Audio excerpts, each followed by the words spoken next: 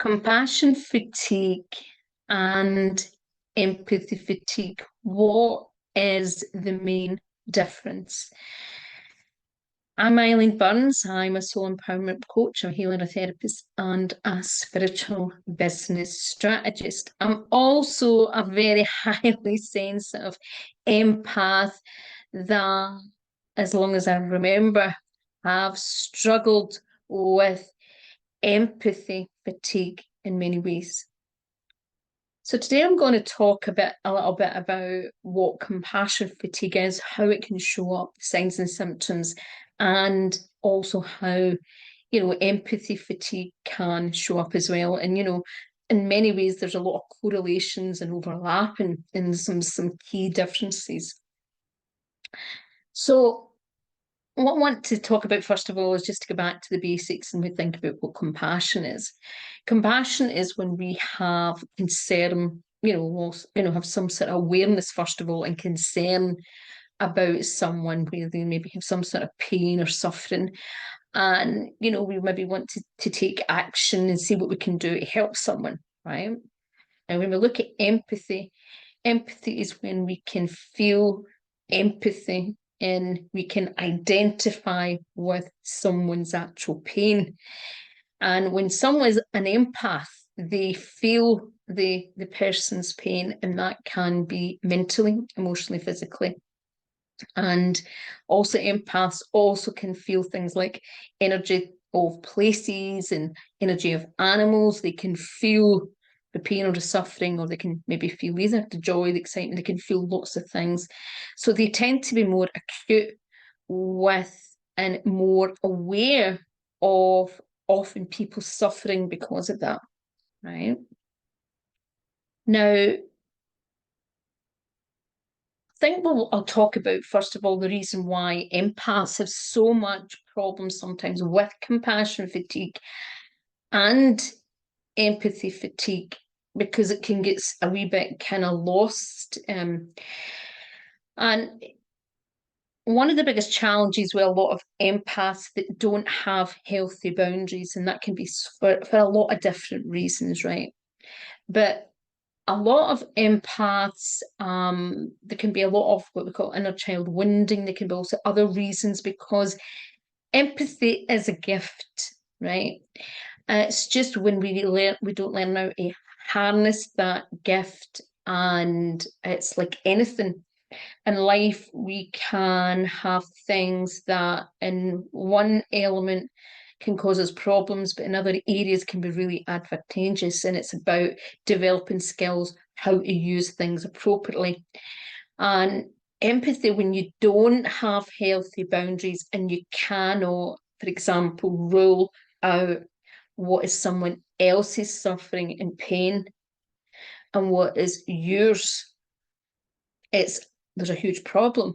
Now, the problem is as well is that often the reason why you feel other people's pain and suffering is because it's triggering a vibration within yourself, right? And it reminds you of whatever.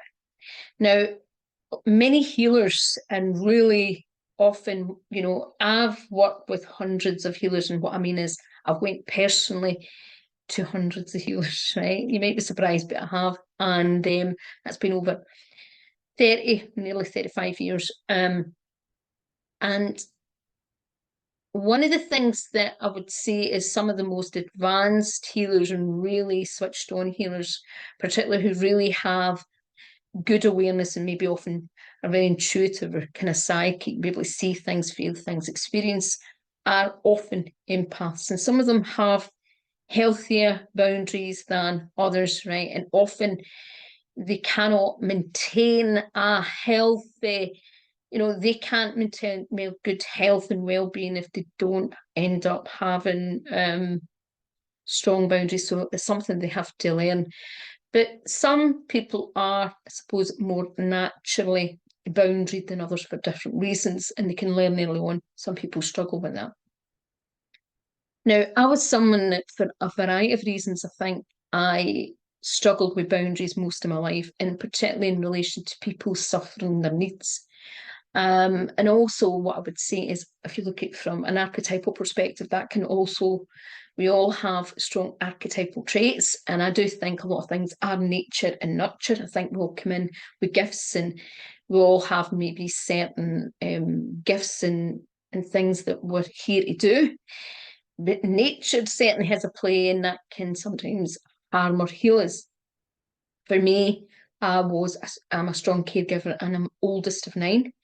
And found most of my life didn't really understand. I was always classed as too sensitive, highly sensitive to the degree that I couldn't wear things that weren't natural fabric. It drove my mum crazy. My mum used to make all her clothes, and I was the one that was like, no, I can't wear that, and had lots of kind of allergies and annoyances with things that weren't natural of a certain. And in many ways, we're realizing more and more that all these things have a vibration. If you look at a lot of toxic fabrics, they have a very low vibration. So in some ways, it's that level of being more energetically aware. And I started in my early 20s, I think it was about 21, I think. I started getting Reiki and then learning Reiki and things, and being always somebody quite acutely aware of, subtleties. So a lot of things were a lot easier for me. And you find that a lot of sensitive people who are highly empathic are more attuned to, they have a very fine kind of, you could almost say, antenna. That means that they are more acutely aware, but also more acutely impacted by their surroundings. So they're more easily stimulated. Their nervous system is more easily stimulated. So they have to do things to keep, maybe withdraw, rest, do things to keep their nervous system healthy. And sometimes we'll do things as children naturally to help us, but we don't know why, and that might be that we withdraw. One of the things that I always did as a child, and I was always getting, my parents were always getting on at me, was having bare feet, running outside with my bare feet, and always getting about barefooted. And that was the aspect of being grounded, right? But empaths particularly are very vulnerable to empathy burnout and empathy fatigue, because they function in their everyday life. The nervous system and the way that they live their life is actually sometimes to an unhealthy degree through other people's. They live their life often from a space of service and altruism, which can be unbalanced, obviously, because what happens is they are driven by a service to others. They're more acutely aware. They can see things and experience things that most other people don't see. And again, even in empaths, I work with a lot of empaths, and I have through all my career. And believe me, even someone that is classed as an empath, there's different extremes to what level of awareness they will and what they'll see, feel, and experience. And when you're on the extremes scale, it can be very disabling if you don't learn how to manage it. And because it's almost like you're seeing the world through a different lens and a more fine lens, and seeing, it's like maybe you go into a room and you start seeing everybody suffering and feel everybody suffering, their pain, their wound, and their stuff. And other people are just seeing people, but you're seeing what's behind the mask and what's going on and feeling it. That can be very overwhelming. And if you think about what happens in the brain function, the brain is going off. It's using far more energy. There's certain areas of the brain that are firing off far more than a normal person. So getting into a room of people, a normal person will maybe be more calm and relaxed. The nervous system of an empath, for example, or even some aspects of a highly sensitive person, can be more triggered by the smells, the sounds, the different experiences.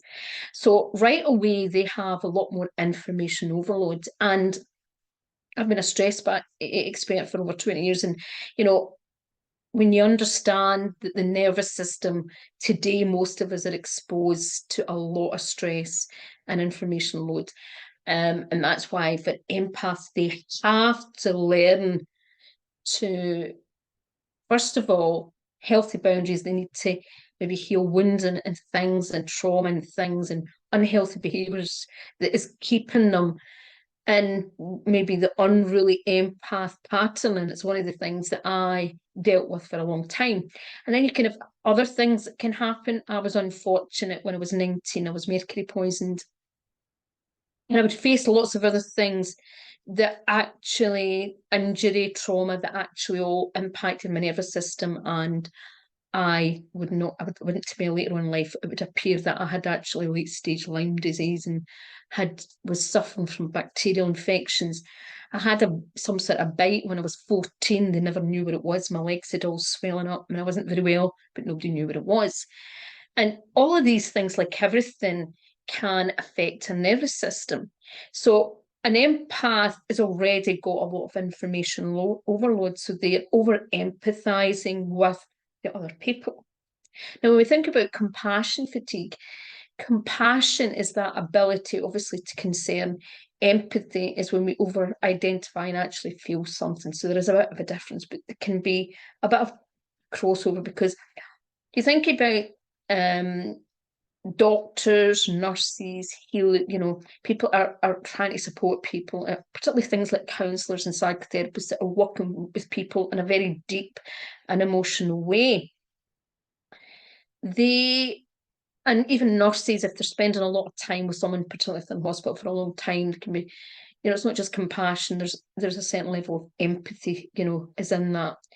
And sometimes, depending, there's a lot of studies, and I've mentioned it in a recent blog, which I'll put with this video, some studies that have shown how,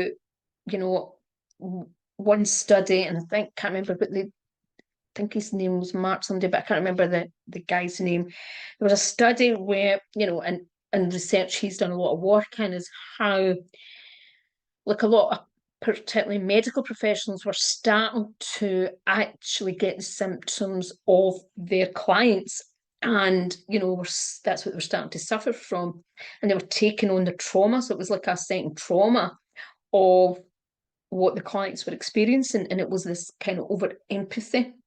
So even though we all probably have some level of empathy, well, there is some types of personality disorders that don't, but we all have a certain definite level of empathy, and it's probably to the quite extreme level, then you get classed as an empath. But anyone that has any level of empathy, obviously there can be certain things that you start getting more emotionally involved. So anyone that is in the caring profession and is doing certain types of work where particularly it's close contact, and some of the work is involving a certain level of empathy and really empathizing and understanding what the client is experiencing, can mean that they are more easily experience that compassion fatigue, but can also think about their everyday challenges. Now, a doctor and a nurse is often dealing with a lot of exhaustion and extreme circumstances, a lot of anxiety and stress, overwhelm, and all sorts of things that can create trauma. So there's a lot going on there that can also lead to general compassion fatigue.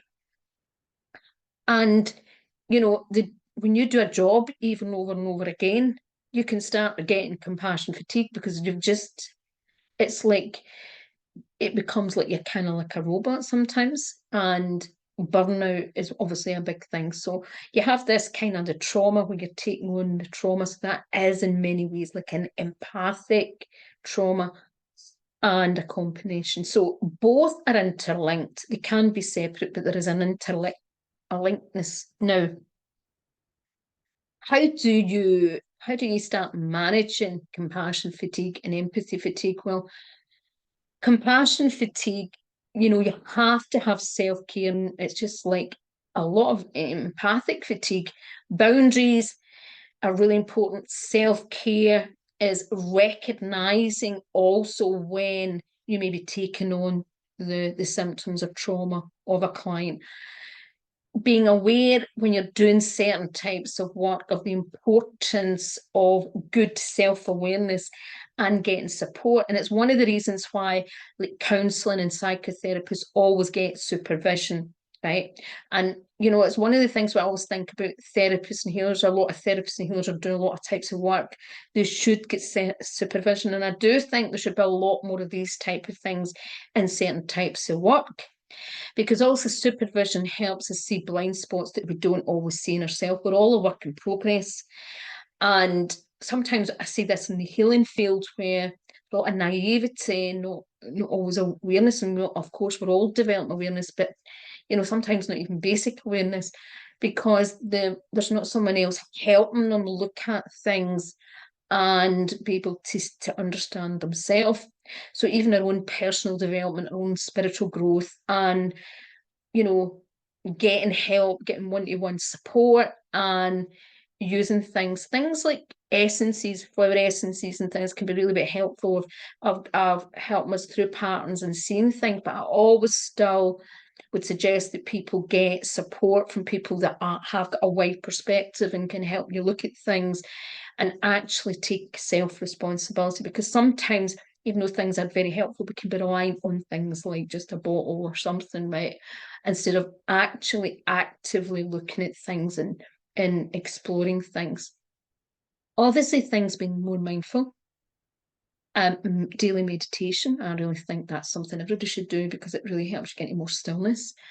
And obviously working through your trauma, which essential oils, and there's so many different things can support people in different ways.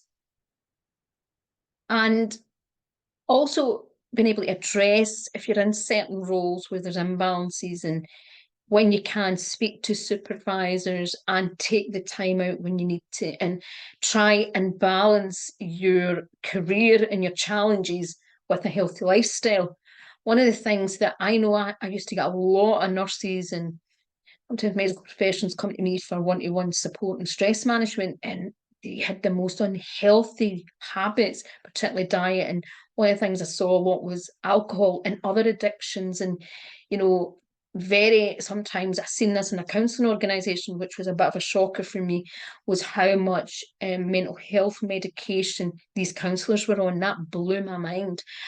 And not really looking after themselves and not having a holistic approach. And it's really, really important. And that's the same with, empathy fatigue. You have to look after yourself. You have to have self-care. Now, with an empath, there can be sometimes other things going on. I know one of the things that I had big challenges with, one of the first things that I started studying well over 30 years ago was healing. And I went down different routes. And a lot of people would say to me, well, you should have healthy boundaries. You should be able to just do this, this, and this. This will protect your energy. And I was very open to other people's, all sorts of things that was going on in people's energy fields. And I was told, this flower essence, this will definitely help me. And I'm not saying some things could add as a support. And there was even some essential oils that I found helpful. But often for me, I had to have a combination approach, and there was some advanced things that I had to do, because I tried things for years upon years and it still wasn't supporting me. Now, I had other things going on that I think would have not helped, because I had metal poisoning and had some other things health-wise, and some things structurally in my nervous system and my spine, and that definitely would not, probably, I was not in complete alignment. But one of the things that I would say is also the most fundamental thing is taking your power back and owning your power. Because also as an empaths, many empaths are a bit of people pleasers. They're so used to not wanting to hurt people because they're aware of their emotional pain, is that then they can not always be, scared to speak the truth and not be boundaried and firm. One of the challenges I had was dealing with a lot of therapists and healers who didn't really always know as much as what they thought they knew, or I felt kind of bullied or manipulated, and in situations where I was gaslighted or disempowered. And when you're in those situations, what happens is the healer or therapist is actually trying to feed off you, right? And they're trying to control you and overpower you. And sometimes it's not consciously, it's an unconscious level because their own ego is scared that they don't really know enough, or there's something else going on, right? Now, empaths have to learn how to have healthy boundaries, but it's always going inward first, not not attaching outward. I remember my 20s doing a course, and I think the course was quite long. Say it was at least 12 or 16 or 20 weeks, and it was an assertiveness course. I came out that course, I wasn't any more assertive. It was all ego and personal development, all thought-based. It was all about thoughts and affirmation beliefs. And I spent years doing affirmations every single day. And I'm not saying there were some things that helped a little bit, but a lot of it was not hitting the subconscious. It's not getting into the deep aspects because there was other things that meant, and a lot of it was to do with my identity. So basically, it was not hitting because this woman was telling me this is what to do, this is what to say, and none of it felt congruent with my core values. It didn't resonate with the identity that I had formed. And that identity was so solid that nobody would have pushed that. I couldn't see things about myself. I was blind to certain things. I didn't have a certain level of consciousness awareness. And the woman didn't really have a certain level of consciousness because she was just coming at from a very egoic perspective. And what also was happening at that level was it wasn't just about the boundaries, I needed to learn how to energetically, even though I was already trained as a healer, the type of healing modalities I was taught at that time had only a certain surface level in relation to other modalities and be taught later on and would understand spiritual laws and other things. And a lot of it but come down to personal sovereignty and understanding my self-worth and how important it was for me as a sovereign being, for my needs were just as important as everybody else's. Often an empath is so altruistic and so coming from service to others, and they know that they feel a deep mission, that they lose themselves in other people. Now, there can be lots of layers to this, right? But sovereignty, one of the biggest things that's helped me is I've took my sovereignty back and also recognized on an intuitive level that it's important first and most important for empaths, and this is for everybody, but empaths particularly have to listen to their own inner guidance because they're very easily manipulated by the energy and control of other people. And it's not just about the people pleasing. When someone is overwhelmed with other people's energy, it's like their energy is adaptable. You're very flexible. You're very flexible.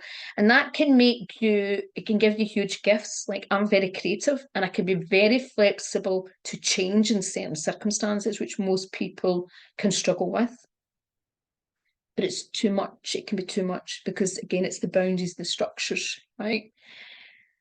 Now, an empath has to learn how to harness their own energy and to use their gifts in a powerful way, and not let other people who don't understand their gifts or don't believe their gifts or poo-hoo their gifts to manipulate that and question them or gaslight them, because it's other people that maybe don't have their particular empathic gifts. Like, for example, as I said, I know lots of empaths know have kind of slightly different, it's like almost combinations, and it can show up differently. And if you are an empath and you are brought up, for example, in a family that there's no empaths, that's quite a minefield, particularly if you're brought up in a family with an empath and they have strong narcissistic traits. So they're going to gaslight the empath all the time. They're going to question and try and put down the empath, right? Because they can comprehend. In one level, they understand, they can manipulate them easily and they can hijack them, but they play on it, but they don't have that level of compassion or empathy, right? Now, the problem with an empath is they have to learn to drop some of it into compassion rather than empathy, because the over empathy all the time does not serve them. And it can create a lot and attract a lot of people who want to be victims, who want to use the empath. Now, I'll give you examples, and this is why a lot of empaths are strong caregiver traits, and that's one of my most dominant archetypes. The empath, because they're so compassionate, they're often very generous-hearted. What can happen is a lot of people just see that as softness, and they see the generosity and they think, oh, they're an easy target. I can get what I want out of this person. Now, that doesn't mean that they can't sense, like I can often sense even with clients or people that want freebies or just manipulate me, get something or whatever, I can sense it.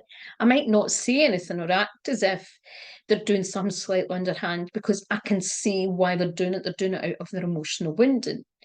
But one of the hardest things for me is to learn, and and I've not got it 100%, is the rescuer, because rescue is one of the traits that, and the martyr and things, caregivers can come into that. But the rescuer then can attract people who very want to stay in their victimhood.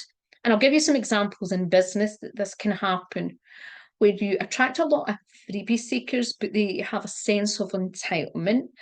And I meet a lot of people who want to grow their business, but they expect other people to do it for them without giving them the remuneration that they should be getting. So they want everything for free. They want to do a swap, but there's not really an equal swap. And they don't want to make the sacrifices or come out of their comfort zone and do things to do that. They think that someone else should do that. And they'll play on the altruist or the caregiver or the empath that doesn't have the boundaries to try and manipulate that way.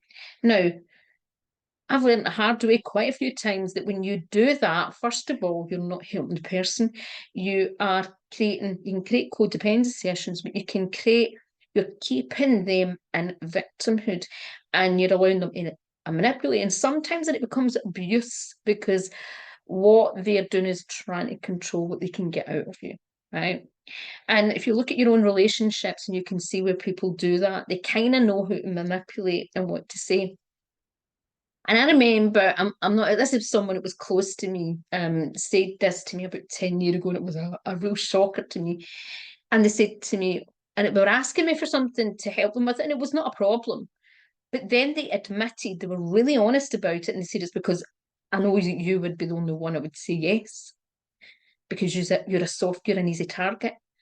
And that actually blew me away. And it also reminded me a conversation I had years ago with someone I knew, and they said, oh, you're so soft, somebody could just go like that and squash you. I thought, what? Is that how people see me? Now, one of the things about sometimes people take for granted about softness is they think that is stupidity. So they think that people don't have the awareness, but empaths often see, but try to choose to ignore the motives behind it because they see it from compassion and like to try and see the positive aspects out of it, right? But the problem is if you are not in your sovereignty and not honouring yourself, you will lower your energy. And this is one of the biggest challenges that I started seeing for many years, that what I was doing often in sessions, I would start, in an empowered session, but then as a client was manipulating, my energy would then, I was bending down to the client. And then because I had lowered my vibration, I was then stuck in my own then victimhood, or being triggered, or finding it hard to gain my power back in the situation and keep that space. So the empath has to be able to learn how to stand in their sovereignty. Now, everybody has to be able to stand in their sovereignty and learn to have boundaries and understand that they can only be healthy and strong and wealthy when we stay in balance. Now, is that always possible? Well, we all have life challenges, we all have extreme challenges, we all have grief, loss, disappointment. We have things that come out the blue. We have challenges that we've maybe not dealt with, because no matter how much work you do in yourself, we're always evolving and there's always other aspects. So, we don't always get it right, and it's an ongoing process. But the reality is sovereignty. I believe part of sovereignty is getting really more soul-aligned, so connected. It's more empowering because it's not as superficial, it's deep. And I always believe when you can get it deep, soul-aligned and soul connected, you're able to get more soul power. And soul power doesn't come from the external, it doesn't come from the mind, it comes from here. So I'm a big believer in that. Now, if you would like help in any of these areas, I do offer now some soul empowerment coaching, and for a limited time, people can book their first one for free. Now, this is a limited, and there's a few reasons that I'm doing it. It's just a slightly new way of working that I'm going to be doing. And for a long time, I didn't offer much one-to-one, but I do really think, particularly a lot of spiritual workers who are here to do great work, are just needing some support in this area. And if this is an area you would like to, these one-to-one sessions are for those of you who are considering working with me on a one-to-one basis, considering about doing maybe, block coaching sessions and are wanting to really step up in your empowerment and your strength, and to push through some of those challenges, the wounding, inner child wounding, other things that are stopping you in your purpose, maybe in your life, your relationships, your health. Check it out. There'll be more information below. But remember, no matter if it's compassion fatigue or empathy fatigue, boundaries, self-care, things like healthy eating, taking time to be still and become aware. Because one of the things, particularly with empathy fatigue, is that if you're not mindful and you're not still, the energies can be so much around us and so much going on with a lot of people's energies, but particularly at the moment, there's a lot of turbulent energies. A lot of people are waking up, and a lot of mixed emotion and frustration, anger, resentment, heart shock, trauma. And there is so much going on that if you are not being more mindful and more calm and don't have a calm nervous system, or are not able to get your nervous system as supported as possible, it can be very, very challenging to not just cope with energies, but to decipher what is actually other people's stuff, or where's mine, what's going on with me. Okay. Have a wonderful day. Thank you for watching. Please like, share, subscribe. And as I said, if you're interested in one-to-one sessions, I will also put a link to the blog I have about compassion fatigue and empathy burnout, and some other free resources underneath. Have a wonderful day. Bye-bye.